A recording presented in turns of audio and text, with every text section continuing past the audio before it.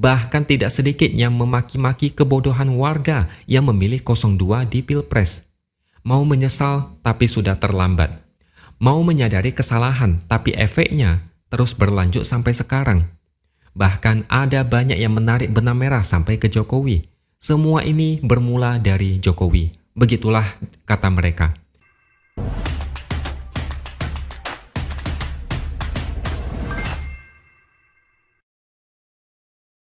Halo, bertemu lagi dengan saya, X Hardy, di Opini Seaworld.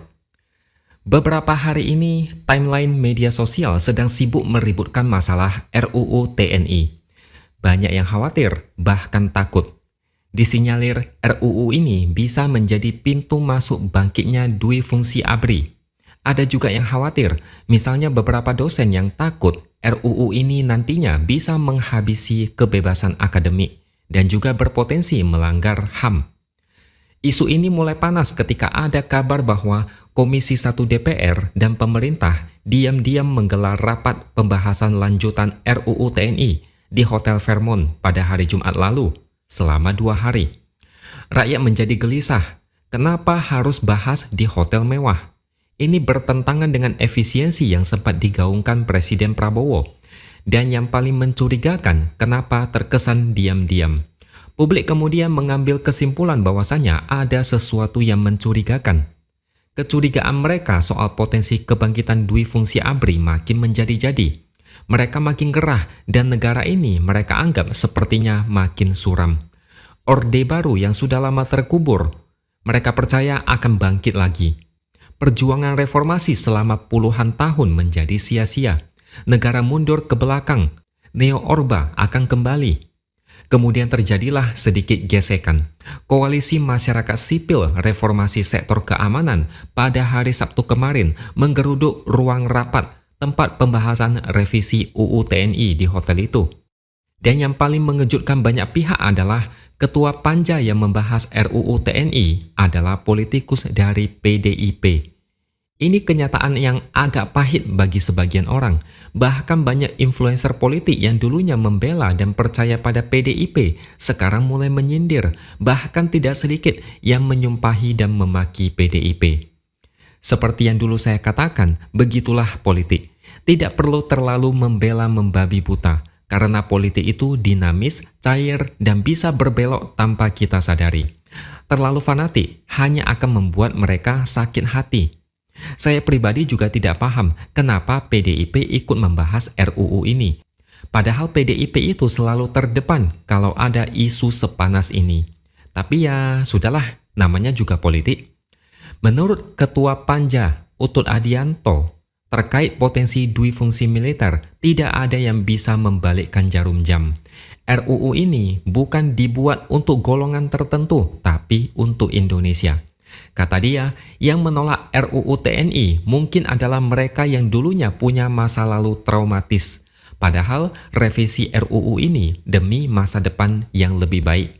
Jadi tidak ada yang perlu dikhawatirkan. Rata-rata komentar dari masyarakat adalah kalau memang demi Indonesia bukan untuk golongan tertentu, lantas kenapa ada wacana prajurit aktif bisa menempati posisi di 16 kementerian dan lembaga? Itu yang saya tangkap ketika mereka mempermasalahkan itu.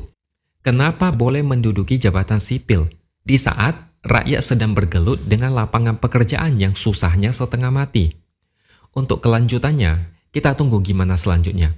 Yang jelas, banyak yang sangat resah. Aura ketakutan sangat terasa di media sosial beberapa hari terakhir ini. Di balik itu semua, teriakan kekecewaan mulai rame. Mereka teriak karena menyesal. Ada yang menyesal memilih 02 di Pilpres tahun lalu.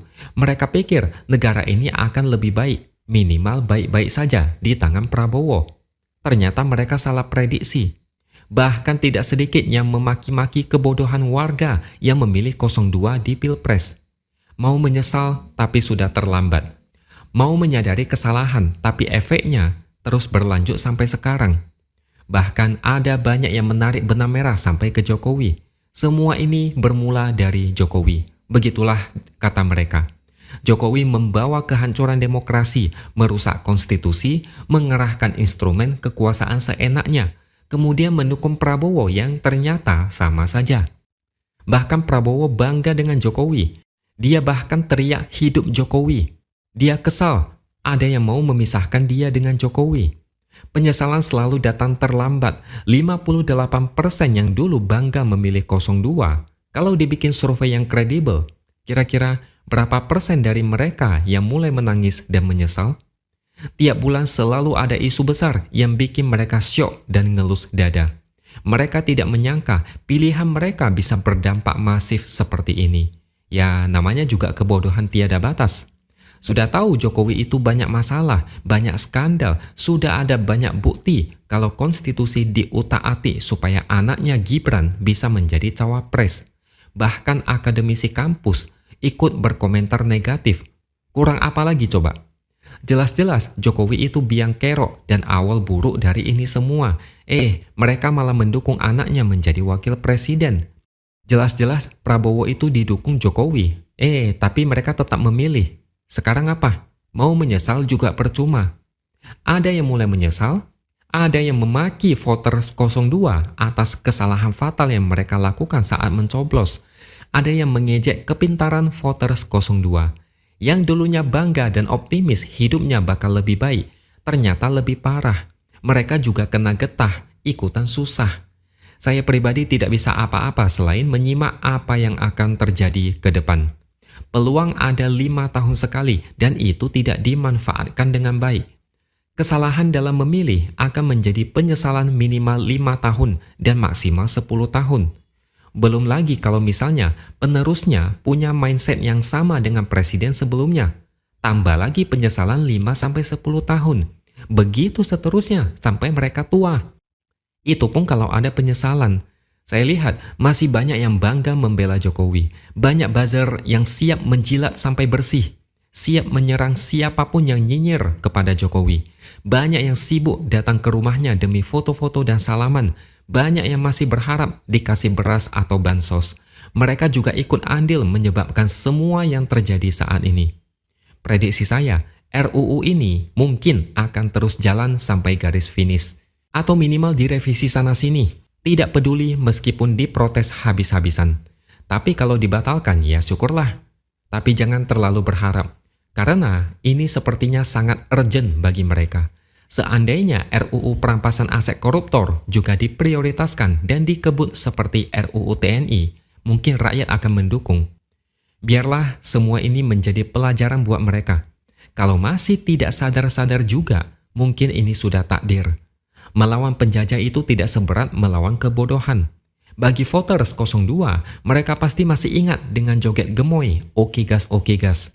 Pertanyaannya, apakah mereka masih terhibur atau malah sudah trauma? Itu adalah kenangan indah masa dulu sebelum berubah menjadi penyesalan yang tidak ada gunanya. Saya hanya bisa mengharapkan yang terbaik buat negara ini, apapun kondisinya. Oke? Sampai di sini dulu opini dari saya. Subscribe channel ini supaya makin berkembang dan jangan lupa tuliskan komentar Anda.